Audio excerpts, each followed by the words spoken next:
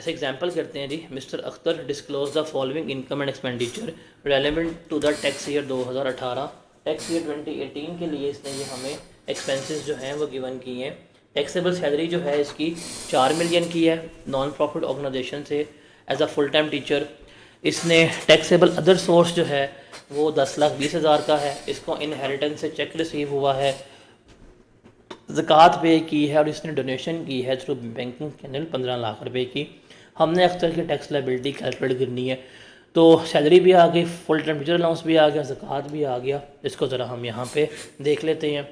देखें सैलरी इसकी आ जाएगी 4 मिलियन, टैक्सेबल इनकम बीच में ऐड कर देंगे, इनहेरिटेंस वाली अमाउंट एग्जाम्प्ट होती है, तो ये इसकी क्या कहलाएगी, टोटल इनकम कहला रही होगी। अब ज़कात पे की है, ज़कात बीइंग अ डिडक्टेबल अलाउंस जो है वो हमारी क्या हो जाएगी, लेस हो जाएगी। लेस करवाने के बाद ये मेरे पास क्या आ जाएगी, इसकी टैक्सेबल इनकम आ रही होगी। तो सैलरी को टैक्सेबल इनकम पर डिवाइड करना है। अगर आंसर 75% से अबव होगा, इसे हम क्या कंसीडर करेंगे, सैलरीड। तो आंसर 75 से अबव ही है, तो रेलेवेंट स्लैब लगाया। 36 लाख के ऊपर फिक्स टैक्स जो बनता है वो 4,35,000 बनता है। 36 लाख से एक्सीडिंग अमाउंट है 1272000, इसके ऊपर टैक्स लगाया 27.5, तो 349,800 आ गया। तो इसको जमा किया तो ये इसकी क्या बनती है, टैक्स लायबिलिटी जो है वो बन रही होती है। अब चूंकि ये फुल टाइम टीचर है तो हम इसका फुल टाइम टीचर अलाउंस भी कैलकुलेट करेंगे, और वो क्या होगा, किस तरह से, जो इसकी सैलरी इनकम होगी हम उस पर सिंपल क्या करेंगे, रेट लगाएंगे। सैलरी देखिए इसकी 4 मिलियन थी, रेट लगाया तो इसकी सैलरी के ऊपर टैक्स कितना आया, 545,000 जो है वो आ रहा होगा। तो इस 545 का हमने क्या लेना है, 25% लिया, क्या जवाब आया 136,250। तो ये जो जवाब आया होगा that will be a full time teacher allowance. तो इस 7,848,100 में से 136,250 लेस करवा दिया, तो मेरे पास टैक्स लायबिलिटी कितनी आ गई, 648,550 आ गई। अब इसने डोनेशन भी की है, तो डोनेशन पे भी हमने क्या करना है, रिबेट लेने। अब रिबेट का फॉर्मूला था A divided by B multiply by C। सी में हम लेते हैं एक्चुअल अमाउंट ऑफ डोनेशन और 30% ऑफ टैक्सेबल इनकम। अब यहाँ पे इसने जो एक्चुअल डोनेट किया था वो 15 लाख था, 30% ऑफ टैक्सेबल इनकम हमने निकाला, वो 1461600 आ गया। तो लोअर ऑफ लेना है तो हमने क्या ले लिया, लोअर ऑफ। अब ए हमारे पास क्या होता है, tax liability after full time teacher allowance and foreign tax credit, तो वो आ गई 648। तो 648,550 डिवाइड किया टैक्सेबल इनकम से, मल्टीप्लाई किया हमने इसको फॉरेन इनकम जो हमारे पास रिबेट है, तो मेरे पास जवाब आ गया 194,565। तो टैक्स लायबिलिटी में से लेस करवाया 194,565, तो ये जो जवाब आया डैट इज़ टैक्स लायबिलिटी, ये मैंने क्या करना है, पे करना है, that is payable to the government. Is that clear to everyone. उसके बाद APF का भी सारा बता दिया, रूल क्या होगा, कंट्रीब्यूशन और 20% ऑफ टैक्सेबल इनकम, जो लोअर होगा उसको हम एवरेज रेट के मुताबिक डिस्कस करेंगे। पॉइंट ऑफ सेल मशीन बता दी है कि क्या हुआ है, उसको किस तरह से हम क्लेम कर रहे होंगे। फिर रिमेंबर जो AOP के मेंबर होते हैं, अगर मेंबर ने कोई रिबेट क्लेम नहीं किया, तो अगर AOP ने कोई रिबेट क्लेम नहीं किया तो मेंबर वो रिबेट क्लेम नहीं कर सकता, ये चीज़ आपने याद रखनी है। और अगर AOP ने कोई रेट क्लेम, मेंबर ने कोई रेट क्लेम नहीं किया, तो AOP वो रिबेट जो है वो क्लेम कर सकती है। इसके बारे में जो है वो हम डिस्कशन करेंगे जब हम AOP वाला चैप्टर पढ़ रहे होंगे, तो हम बड़ी तफसील में डिस्कशन जो है वहाँ पे इसकी कर रहे होंगे। अब चैप्टर हमारा ये वाइंड अप होता है यहाँ पे। इसके यहाँ पे 1-2 सवाल हैं पास्ट पेपर्स के जो गिवन हैं, आप इसको देख लीजिएगा। इसमें से थ्योरेटिकल क्वेश्चंस जो हैं वो ना होने के बराबर आते हैं। मैं फिर भी डिस्कस कर देता हूँ। ऑटम 2009 का सवाल आया हुआ है, state the provision of income tax ordinance 2001 pertaining to the foreign tax credit available to resident tax pairs.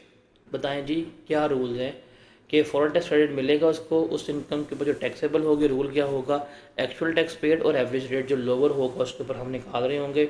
और फॉरेन टैक्स के लिए रूल क्या है, debt should be paid within 2 years. फिर स्प्रिंग 2010 का सवाल है, mister Qamar intends to donate an amount of ₹10 million to certain individual and welfare institution in your capacity as a tax consultant, explain the tax relief which may be available, जो उसको क्या होगा, available होगा in respect of donation, और कौन सी condition fulfil करनी। पहली बात है, अगर वो डोनेट करना चाहता है तो 13 स्केड्यूल में जो इंस्टीट्यूट्स होंगे वो उनको डोनेट कर सकता है, और donation must be made through a cheque या बैंकिंग कैनल या और थ्रू इन काइंड हो सकती है। और जब वो डोनेशन पे रिबेट क्लेम करने की बात करेगा तो हम उसको रिबेट देंगे एवरेज के फॉर्मूला में, और जब रिबेट होगा that is actual amount of donation, और 30% ऑफ टैक्सेबल इनकम जो लोअर अमाउंट होगी उसके ऊपर क्या मिलेगा, उसको रिबेट मिल रहा होगा। अगर इसने कैश में डोनेशन की तो इसको रिबेट नहीं मिलेगा। फिर ऑटम 16-17 का सवाल है, determine the amount of deductible allowances that a resident individual can claim on account of education expenses if his taxable income for the year was 8 lakh and he paid monthly fee of 6,000 पर child for his 3 children. अब देखिए वो कहता है जी बताएं कितना rebate वो claim deductible allowance claim कर सकता है, उसकी इनकम कितनी है, 8 लाख है। तो हम पढ़ के आ चुके हुए हैं कि असूल क्या है इसके लिए, 5% ऑफ ट्यूशन फ़ी जो होगा, 25% ऑफ टैक्सेबल इनकम, और 6,000 multiply by number of child, 3 है, 6 तिया हो जाएगा 18। हम इन तीनों को कंपेयर करेंगे, जो इन तीनों में से लोअर अमाउंट होगी वो हमारा क्या हो जाएगा, रिबेट के तीर के ऊपर क्लेम हो जाएगा। उसके बाद differentiate between deductible allowances and admissible deductions, give 3 example of each. देखिए डिडक्टेबल अलाउंसेस क्या होते हैं, वो चीज़ें जो टोटल इनकम को रिड्यूस कर रही होती हैं वो मेरे क्या कहलाते हैं, वो मेरे डिडक्टेबल अलाउंसेस जो हैं वो कहला रहे होते हैं, ठीक है। और वो चीज़ें जो मेरे बिज़नेस में से एक्सपेंसेस के तौर के ऊपर क्लेम हो रहे होते हैं उसे हम क्या कहते हैं, उसे हम एडमिसिबल डिडक्शंस जो है वो कह रहे होते हैं। जैसे ज़कात, वर्कर वेलफेयर फ़ंड और ये एजुकेशन अलाउंसेस जो हैं, these are admissible deductions, sorry ये डिडक्टेबल अलाउंसेस हैं। और एडमिसिबल डिडक्शंस क्या होते हैं, सैलरीज, डेप्रिसिएशन, ये प्रॉफिट ऑन डेट, ये जो हम हेड ऑफ इनकम कैलकुलेट करते हुए फाइंड आउट कर रहे होते हैं वो मेरी क्या कहलाती हैं, एडमिसिबल डिडक्शंस कहला रही होती हैं। ये सवाल ऑटम 20 में आया हुआ है। फिर ऑटम 21 का सवाल है, briefly explain the provision of income tax ordinance 2001 and rules made thereunder relating to order of various tax credit. तो आपने ऑर्डर बताना है किस तरह हम क्लेम कर रहे होते हैं। तो देखिए सबसे पहले आता है हमारे पास फॉरेन टैक्स क्रेडिट, उसके बाद हम लेस करवाते हैं डोनेशन, उसके बाद अप्रूव पेंशन फंड, उसके बाद हमारे पास क्या आ रहा होता है, repaid on point of sale machine. ये चीज़ हमारी यहाँ पर आ रही होती है। फिर एक और सवाल है, तरहा who's recently joined a tax consultancy firm preparing the following table with regard to taxability of interest income.